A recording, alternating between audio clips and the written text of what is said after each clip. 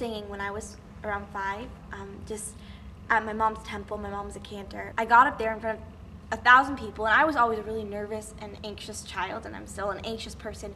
But when I sang that song, I was not nervous at all. I just got up and did it, and it felt like a really big accomplishment. I went in like 6th grade where I was like, I want to be a lawyer. I really want to be a lawyer because I want to be Elle Woods. So again, it was back to theater, but I still wanted to be a lawyer. And then I went to a summer camp, and I met this guy, Sam Arnold, and I sang a Thoroughly Modern Millie song, and it was called How the Other Half Lives, and I sang for Dorothy. And he told me that I sounded better than the girl in his school at FSU, and he was in BFA acting, and I was like really blown away. I was like, thanks. He said, I think that you should pursue this. And I said, I don't know. And he said, no, I really do. And then that performance, the first night, I went on stage and I sang it, and I walked off stage and I just went to Sam and I said, you're right, I want to do this with my life. And I came to Berkeley as a sophomore, and my freshman year, I think early April, it was like 2 weeks before Theater of Night, I came in to Kathy's office and I said, hi Kathy, I'm Maya Jacobson, I want to go to Carnegie Mellon when I'm older, and I really want to be in advanced drama for 2 years. And I don't remember her reaction. I'm sure it was like, okay, settle down, sweetie. But then she said to me, okay, then you have to perform a monologue at Theater of Night. And I said, okay. Went home. I was like, oh my God, what? I don't know any of these people. I've never done a monologue before. I have to do it for a group of strangers. Are you kidding me? But then I was like, you know what? This is what I love. This is why I'm coming to this school. I have to do this. So I learned that monologue. I came to Theater Night, felt probably the most awkward I've ever felt in my entire life. And I got up there and I did the monologue. Then the next musical I was in was Tommy, when I came to Berkeley, sophomore year. And I was cast as Cousin Amy, so I got to be a little bit nasty. Not a little bit nasty, a lot of it nasty. And it was so much fun, and it was such a good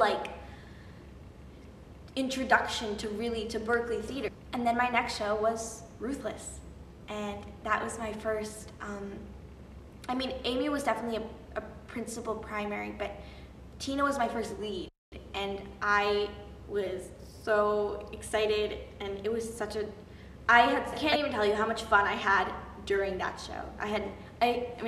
Granting I've not been in a lot of shows, but I had never had more fun.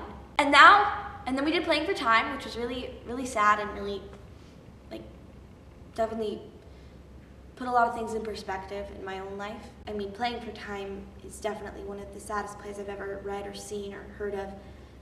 And just to be thrust into that dramatic acting world, I think that was a very good introduction.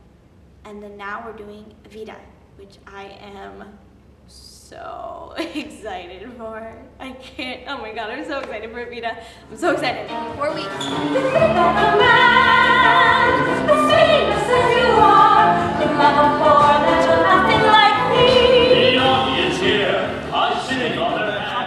And I mean, I've been surrounded by acting, I could say, my entire life because my parents both majored in acting in college.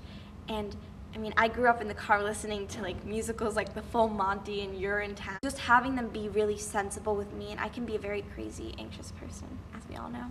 So just having those people in my life who are very grounded and very, Maya, this is what's happening, don't freak out. It's really nice, and it's really great. And I saw my reflection in snow-covered hills to the lands I loved down.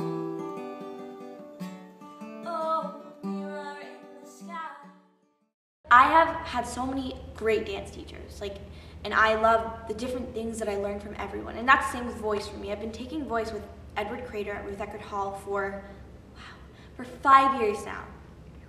And he has taught me so much. And with classical singing and musical theater. And then last year, I also started taking with Roseanne Shepard.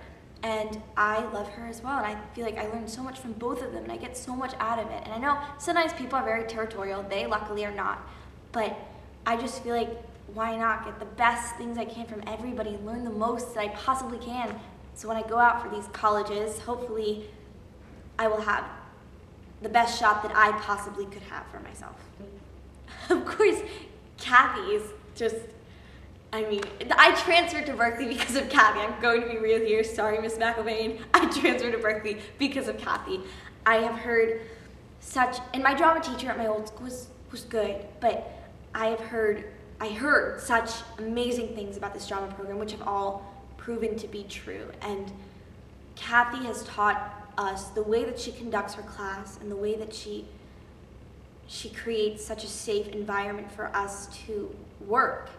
It's incredible. And she really teaches us acting like we're individuals and really encourages us while criticizing us to tell us what we need to work on. Critiquing, I'm not gonna say criticize, wrong word, critiques us. And she is literally, we all wanna be her and be her best friend at the same time. And she's just such an inspiration, really. When we were doing Ruthless, she would show us, say how she wanted us to do something, and if we didn't completely understand it at first, she would sort of act it. And oh my God, like she could have done a one-woman show of Ruthless. I am telling you, like every single character, spot on, so funny. She is so funny. I'd like to see myself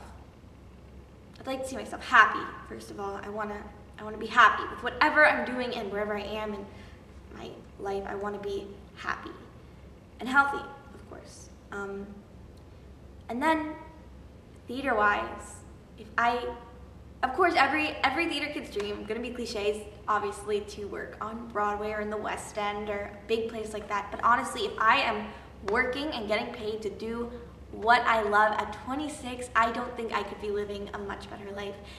And part of me would be like, it would be really cool to do a tour when I was like younger, because then you get to travel all over and perform, and oh my God, there's nothing cooler. Like, I get so excited thinking about the college process and then leaving college and getting out into that like world that everyone's like, oh, the theater world. But like, I'm so excited because I just feel like if people are gonna cast you or if they're gonna hire you, they're gonna hire you because of you. And so, I don't know, I'm just really excited to just put myself out there and just see what happens. I'm really excited to see what happens. I am the most insecure person. I'm definitely so insecure, and I really need to work on that about myself. I don't have a lot of confidence. But at the same time, when I went to OCU this summer, I met so many talented people, but I still felt like I could do this. It wasn't like, oh, everyone's so much better than me, like there's no way I'm gonna be able to do it. What I realized at OCU is everybody is different. And if they're going to pick you for a part, they're gonna pick you because you're you, because of the experiences you have and the way your voice sounds when you speak and you sing and the way you move around on stage and the way you interact with other people. They're gonna pick you for you. So on one hand, yes, I'm very scared. I'm scared about the rejection. I'm scared about losing myself on the way to try and be someone else. But at the same time, I feel like they're gonna pick me for me. If I'm picked to be in a role, they're gonna pick me because they want to create something out of yourself. You get to create a character from your experiences and your emotional life and your vulnerabilities, and you get to put it all out there. And that is so special, and that is definitely what I love about it.